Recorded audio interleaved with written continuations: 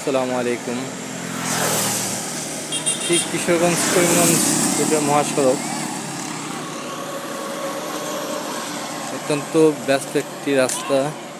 কিশোরগঞ্জ করিমগঞ্জ মহাসড়কটিতে আমরা ঠিক জঙ্গলবাড়ির মোড়ে আছি।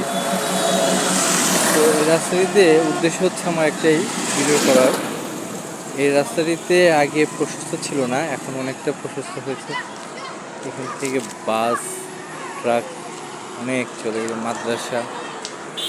তো এই রাস্তাটি কিছুদিন আগেও, কয়েক বছর পূর্বে ছিল কম, এখন বেশ প্রশস্ত। কিন্তু এর আগে রাস্তাটিতে এটা সীমানা, রাস্তা সীমানাটা আরও অনেক বেশি। এখানে যে রাস্তাটা আছে তার সীমানা আরও অনেকটা জায়গা জুড়ে সীমানা। কিন্তু এই রাস্তাটিতে প্রচুর পরিমাণে গাছ ছিল, এখন গাছগুলো কেটে ফেলেছে, রাস্তা প্রশস্ত করা হয়েছে। কিন্তু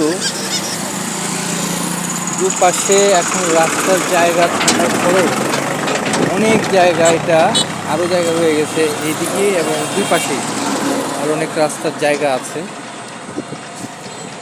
তো এইখানে দেখেন পলি বিদ্যুতের খুঁটিগুলো দুই পাশেই।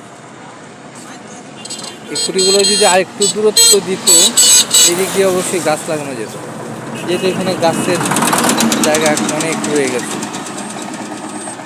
তো কথা আমার এটাই যে আসলে আমরা এখনও বর্ষাকাল চলে আসছে, গাছ লাগানোর মৌসুম।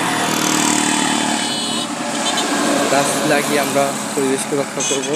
এবং এটা হয়তো সড়ক ও জনপথ বিভাগের রাস্তা, সড়ক ও জনপথ বিভাগ যেন দিকে সুদৃষ্টি দেয়, এটাই কামনা করছি।